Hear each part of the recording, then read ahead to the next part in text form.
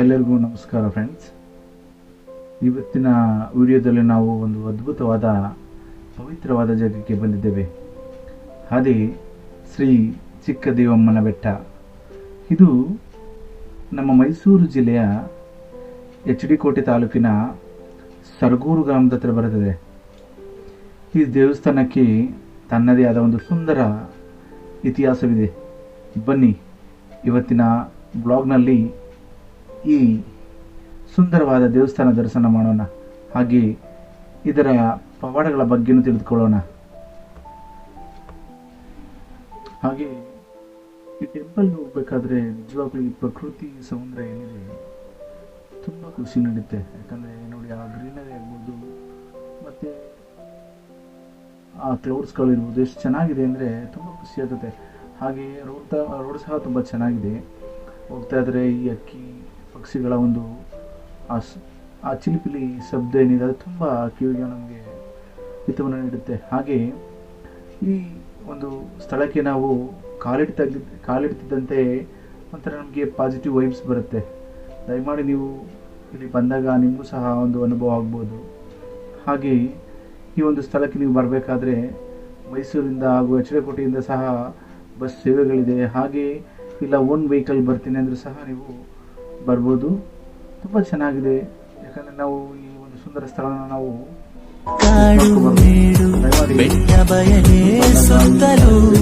ತುಂಬಿವೆ ನನ್ನ ಅಮ್ಮ ನನಗಾಗಿ ಎಲ್ಲಿಯೂ ಕ್ಷೇಮವೇ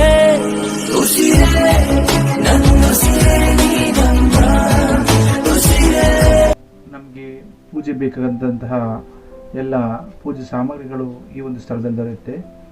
ನಾವೇನು ಬೇಕು ಅದನ್ನು ತಗೊಂಡು ಮೊದಲಿಗೆ ಈ ತಾಯಿಗೆ ಧೂಪವನ್ನು ಹಾಕಿ ಪ್ರದಕ್ಷಿಣೆ ಹಾಕಿ ನಾವು ಮೊದಲನೇ ಸ್ಟೆಪ್ಪನ್ನು ಪ್ರಾರಂಭಿಸಬೇಕಾಗತ್ತೆ. ಇದೇ ಈ ಚಿಕ್ಕಮ್ಮ ದೇವಿಯ ಒಂದು ಮೊದಲನೇ ಸ್ಟೆಪ್ ಇದು. ಇಲ್ಲಿ ಬಂದಾಗ ನಾವು ಇಲ್ಲಿ ತಾಯಿಯ ಒಂದು ವಿಭೂತಿಯನ್ನು ನಮಗೆ ಇಡ್ತಾರೆ. ಇದಾದ ತಕ್ಷಣ ನಾವು ಮುಂದೆ ನಿಧಾನಗತಿಯಲ್ಲಿ ಮುಂದೆ ಸಾಗಿದಾಗ ಎಡಗಡೆ ಭಾಗದಲ್ಲಿ ನಮಗೆ ನೋಡಲಿಕ್ಕೆ ಸುಂದರವಾದಂತಹ ಒಂದು ಅದ್ಭುತವಾದ ಪ್ರಕೃತಿ ಸೌಂದರ್ಯ ಸಿಗುತ್ತೆ ನೋಡಿ ಫ್ರೆಂಡ್ಸ್. ಇದು ತುಂಬನೇ ಎಷ್ಟು ಖುಷಿ ನೀಡುತ್ತೆ ಅಂದರೆ ನಾವು ಪ್ರಕೃತಿ ಸೌಂದರ್ಯನ ಸವಿಯೋದು ಅಷ್ಟೊಂದು ಸುಲಭವಲ್ಲ. ಯಾಕಂದರೆ ಆ ಒಂದು ಸುಂದರವಾದಂತಹ ಆ ಪ್ರಕೃತಿ ಏನಿದೆ ನೋಡಿ, ಎಷ್ಟು ಚೆನ್ನಾಗಿ ಕಾಣ್ತಿದೆ ಅಂದರೆ ನಿಜವಾಗ್ಲೂ ಎರಡು ಕಣ್ಣು ಸಾಲದು. ನಿಜವಾಗ್ಲೂ ಚಿಕ್ಕದೇವನ ಬೆಟ್ಟದ ವ್ಯೂಸ್ ಏನಿದೆ ತುಂಬ ಚೆನ್ನಾಗಿದೆ. ದಯಮಾಡಿ ಈ ಒಂದು ವ್ಯೂಸನ್ನು ಮಿಸ್ ಮಾಡ್ಕೊಳಕ್ಕೆ ಹೋಗ್ಬೇಡಿ. ನೀವು ಒಂದು ಸರಿ ಮೈಸೂರು ಬಂದಾಗ ಇಲ್ಲಿ ಬಂದು ಈ ತಾಯಿ ದರ್ಶನ ಪಡ್ಕೊಂಡು ನೋಡಿ. ಹಾಗೆ ಮುಂದೆ ಹೋಗ್ತಿದ್ದಂಗೆ ಇಲ್ಲಿ ನಮಗೆ ಸಿಹಿ ತಿನಿಸುಗಳು ಅಂದರೆ ನಮ್ಮ ಹಳ್ಳಿ ಕಡೆ ಎಲ್ಲ ದೇವಸ್ಥಾನಕ್ಕೆ ಬಂದು ಹೋದಾಗ ಪ್ರಸಾದಗಳನ್ನು ತೆಗೆದುಕೊಂಡೋಗಿ ಕಡಲೆಪುರಿ ಆಗ್ಬೋದು, ಸ್ವೀಟ್ಸ್ಗಳಾಗ್ಬೋದು, ಇದನ್ನು ಅಕ್ಕಪಕ್ಕದ ಮನೆಗಳಿಗೆ ಕೊಡ್ತಕ್ಕಂಥ ರೂಢಿ. ಹಾಗೆ ಇಲ್ಲಿ ಬಂದವರೆಲ್ಲ ಇಲ್ಲಿ ಪ್ರಸಾದ ಅಂತ ಅದನ್ನು ಸೇವನೆ ಮಾಡ್ತಾರೆ. ಅದು ಇಲ್ಲೆಲ್ಲ ತೊಗೊಂಡು ಹೋಗ್ಬೋದು.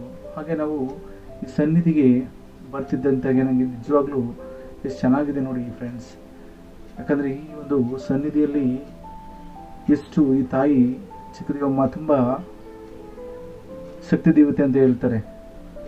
ಯಾಕಂದರೆ ತಾಯಿ ಯಾವುದೇ ಕಷ್ಟಗಳಿದ್ರೂ ಸಹ ಇಲ್ಲಿ ಒಂದ್ಸರಿ ಬಂದು ಹೋದರೆ ನಿಮ್ಮ ಕಷ್ಟಗಳೆಲ್ಲ ಪರಿಹಾರ ಆಗ್ತವೆ ಅಂತ ಇಲ್ಲಿನ ಹಿರಿಯರೆಲ್ಲ ಹೇಳ್ತಾರೆ. ಹಾಗಾಗಿ ದಯಮಾಡಿ ಇಲ್ಲಿ ಬಂದಾಗ ಒಂದ್ಸರಿ ಬಂದು ಹೋಗಿ ನೋಡಿ.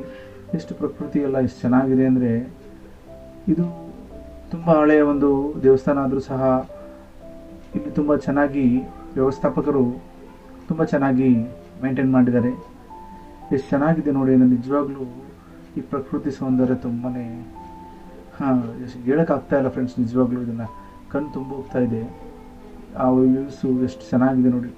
ಹಾಗೆ ಈ ತಾಯಿ ದರ್ಶನವನ್ನು ಪಡ್ಕೊಂಡು ಪಕ್ಕದಲ್ಲೇ ಇರ್ತಕ್ಕಂಥ ಪ್ರಸಾದ ಲಾಡು ಅಂತ ಕೊಡ್ತಾರೆ. ತುಂಬ ಚೆನ್ನಾಗಿದೆ ಲಾಡು ಎಲ್ಲ. ಪ್ರಸಾದನ ಮಿಸ್ ಮಾಡ್ಕೋಬೇಡಿ, ಬಂದಾಗ ಒಂದ್ಸರಿ ತಗೊಳ್ಳಿ. ಹಾಗೆ ಈ ತಾಯಿ ತುಂಬ ಜನ ಅಕ್ಕಪಕ್ಕದಲ್ಲಿರ್ತಕ್ಕಂಥ ಹಳ್ಳಿಯವರೆಲ್ಲ ಇಲ್ಲಿ ಬಂದು ಪೂಜೆಯನ್ನು ಮಾಡಿಸಿ ಅವರು ಆರ್ಕೆಗಳನ್ನು ಕಟ್ಕೊಂಡು ಅವರು ಈ ತಪ್ಪಲಿನಲ್ಲಿ ಪರ ಅಂತ ಮಾಡ್ತಾರೆ. ಅಂದರೆ ಮರಿಗಳನ್ನು ಹೊಡೆದು ತಮ್ಮ ನೆಂಟರಿಷ್ಟರನ್ನು ಕರೆದು ಆ ಜಾಗದಲ್ಲಿ ಊಟ ಮತ್ತು ವ್ಯವಸ್ಥೆಯನ್ನು ಮಾಡ್ತಾರೆ. ತುಂಬ ಚೆನ್ನಾಗಿದೆ. ತಮ್ಮ ಬಂಧು ಬಾಂಧವರೆಲ್ಲ ಬಂದು ಈ ಥರ ಸ್ಥಳಕ್ಕೆ ತಾಯಿಯ ದರ್ಶನ ಪಡ್ಕೊಂಡು ಹಾಗೆ ಇಲ್ಲಿನ ಪ್ರಕೃತಿ ಸೌಂದರ್ಯವನ್ನು ಸವಿತಾ ಹೋಗ್ತಾರೆ.